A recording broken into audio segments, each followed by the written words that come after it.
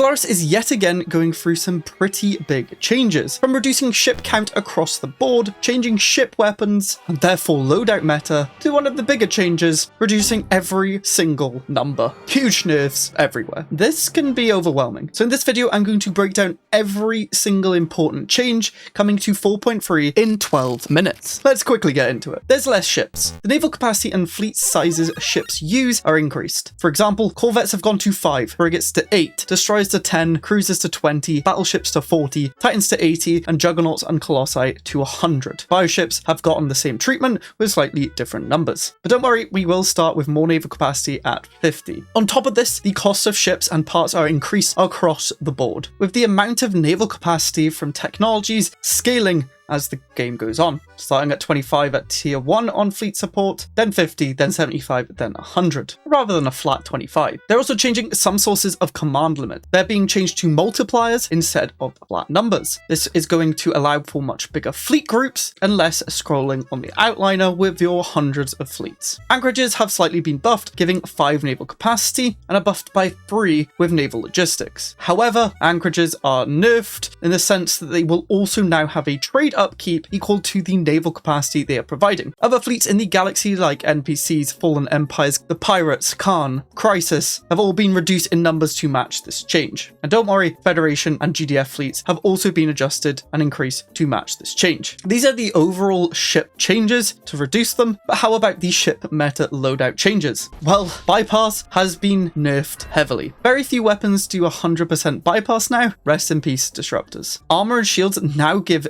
their tier -1% hardening, meaning pretty much every ship is going to have innate hardening, nerfing bypass that much more. Crystal plating has been changed. It now gives 1, 2, and 4 an upgraded 2, 4, and 8 damage reduction. Very good at defending small rapid fire weapons. Titan beams and ion cannons can now do collateral damage, buffing them against smaller many ships or even tightly packed fleets. And frigates have been buffed once again. They're faster and sturdier, they have a bigger reactor, extra utility slot, and their torpedo computer has been renamed the Siege Computer, which now also adds damage against starbases and additional bombardment damage. The Mauler also has this. There's also a few changes to niche ships, like a nanite upkeep to nanotech ships, or Space Fauna now having 10% armor and shield hardening per rarity tier above common. This honestly could be pretty good. There's also some Eater of Worlds changes. Essentially, Doom now gives intensity instead of free ships. The more intensity you have, the more and better ships you can spawn, capping at 50, but that's under your control now. And finally, Mercenary and Mindwalking Enclaves now require 100 naval capacity instead of 50. With these changes, defense is now much stronger, as starbases will have relatively more HP than before due to smaller fleets, especially early on against corvettes. There's also less ships to target, meaning they can do better at fighting back. And on top of this, they have been given more utility slots. Deep Space Citadels, however, have been nerfed, giving hull and armor matching Starhold, Star Fortresses, then Citadel, and have innate shield to match the armor. However, if you want to turtle, this is the patch for it. Building starbase defenses, especially early on, can ward off other empires. However, do not rely on your ground armies, as these have been nerfed. There is a general reduction to army count and effects that grant extra defense armies. However, weapons and defensive techs provide army health or damage, meaning armies will scale as the game progresses. If you don't like armies, orbital bombardment damage has been slightly increased, but I like these changes. Sometimes it could be a slog getting through many planets with thousands of armies that the AI had. Overall,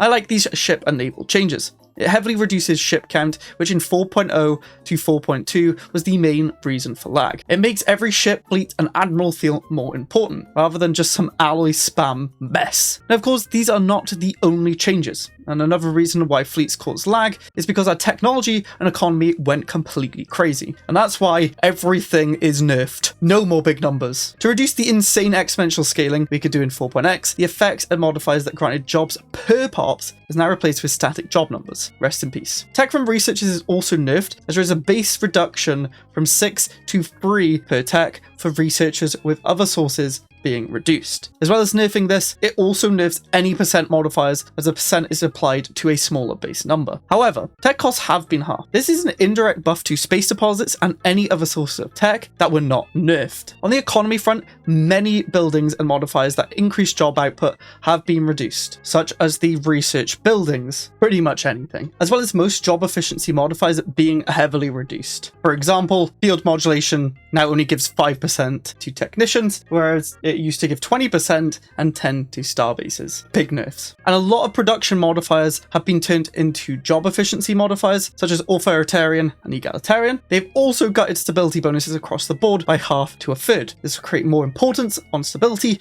as it was too easy to get to 100% and keep it there, slowing down the benefits we get from stability. Unity production has also been decreased. For example, bureaucrats have gone from a base of 4 to a base of 3. However, politicians' unity has been increased, as well as their consumer good upkeep. Housing reduction traits have been completely rebalanced. For example, Shelled has gone from -75% housing reduction to -30%. Colony designations now universally add job efficiency. This sounds good, but replacing the upkeep reduction means you can't have, for example, an eco-monopolist using a fraction of minerals to produce a metric ton of alloys. On top of this, planetary ascension now only gives a 10% increase instead of 25%, and subsidy edicts grant 20 to 10% efficiency, but instead of energy, they now cost trade. Rest in peace, capacity subsidies. Edicts have been changed to affect efficiency rather than output. These efficiency changes mean you need to pay more upkeep because it's counting more workforce. Specialization planets are dead. Base resource zones no longer exist. Automation buildings can now only be built on basic districts. However, they have a flat upkeep, not scaling with the amount of districts. All council positions have been rebalanced, advanced authorities have had a pass, and commanders and scientist governor effects have also been adjusted. However, there is a buff to trade starbases. Off-world trading companies now give +4 trade per trade hub, it was previously 2. Hyperlane and registrars now give +2 trade per trade hub 2, and this was a non-scaling 2. You can build both of these. This can be very strong, especially with mercantile, or as it's renamed, commerce. You can change your trade to unity or consumer good production. It's pretty nice. The economy nerfs were expected and needed. It was quite easy to get to a point where you just start exponentially scaling past the AIs and into boredom. You're also then able to build and maintain a massive fleet beyond what Stellaris was intended to do. These changes seem to be putting more emphasis on system deposits, which I think is a good thing. Back in 1.x, these were massively important. Starbases also seem even more important than before. Not just a good stopgap in the early game, but able to transition into the mid game, producing a whole bunch more of trade, unity, or consumer goods for your empire. A side note to the economy that you're definitely going to feel is how strategic resources feel in the game. Planetary deposit features are now 4 times more common on planets. This paired with strategic resource buildings from industrial zones being absolutely gutted, you will find yourself relying on planetary deposits for your strategic resources. These deposits will modify your basic resource districts. You can either get a small amount of strategic resources by just whacking the building in that district zone, or you can re-specialize it to produce mainly the strategic resource and a little bit of the basic resource. These are going to be crucial to have at least one type of strategic resource in your empire so you can eventually afford buildings and ships that require them. Make sure to subscribe so you can stay up to date with all Stellaris news, get the latest tips and tricks, and discover insane builds on my channel. Let's get back to soldiers being slightly changed to what you're used to. They're now specialists with 1 alloy upkeep. Traits like strong, very strong, weak, and other ascension-based traits will now affect soldier output. I like this change, making them a bit more important and allowing for different ways to increase naval capacity. We also have a new modifier, the Refugee Attraction. Some civics will increase refugees showing up, while slavery will reduce this. I've also collected some notable changes to civics or origins. For example, Genesis Guides has heavily been nerfed across the board, slowing down the unity and influence gain, as well as the researcher buffs. Factions now produce half the output in the first 10 years of the game, nerfing parliamentary systems. I feel like that one's targeted at me. It does, however, now give 20% more faction output, but has a 50% disapproval for unmet demands, meaning it's harder to get free unity and keep all your factions happy. Overtuned Ascension Rush has also been nerfed, as it no longer has early access to genetic ascension, and another attempt at nerfing Knights of the Toxic God, as they are now considered soldiers instead of bureaucrats and researchers. This is so they can't get the double buffs to them. Pretty dumb. Commander starting level civics have been swapped from XP gain to commander upkeep reduction, and even though it's not a civic or origin, virtual's been nerfed. It now starts with 75% instead of 175% output, and will decrease by 10% instead of 25% per colony. This means the optimal amount of planets is going to go up for virtual.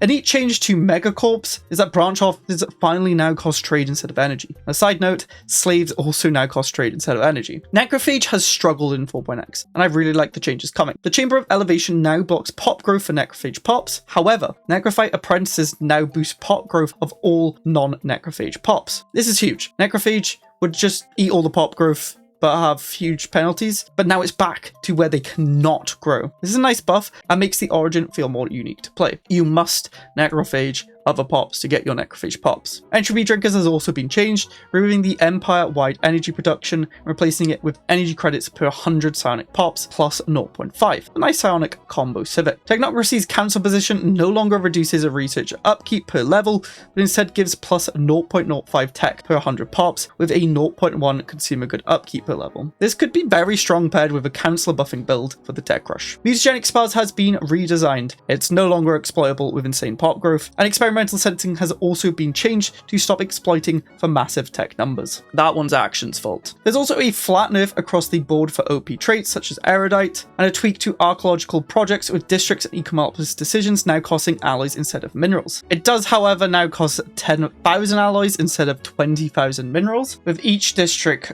costing 400 alloys. Another huge change to the pacing of the game is that ascension situations are now much slower, delaying them significantly, meaning that power spikes are delayed. And of course, they've nerfed outputs across the board for them. There's a few tradition changes like Mercantile and Unyielding being named to Commerce and Fortification, and Mercantile, I mean Commerce, has been nerfed with no more trade from civilians. Instead, it gives trade to living standards. However, I still think it's a good tradition because you can change trade to Unity or consumer goods. Aptitude has also been changed, with the notable tradition that you'll get 2% job efficiency for specialists per planetary governor skill level. Pretty nice. 20% at a level 10 governor? Yes, please. There's also some significant tweaks to empire size. The way you could reduce empire size before has been nerfed or removed across the board. Good luck getting to 0% empire size from pops. However, the effect pops have on empire size has been halved. This comes at a cost though, because the empire size from colonies has been increased to 20 from 10. This means you really don't want to overexpand and take over every single planet you possibly can early on in the game. Finally, Paradox have solved the unemployment crisis by removing unemployment.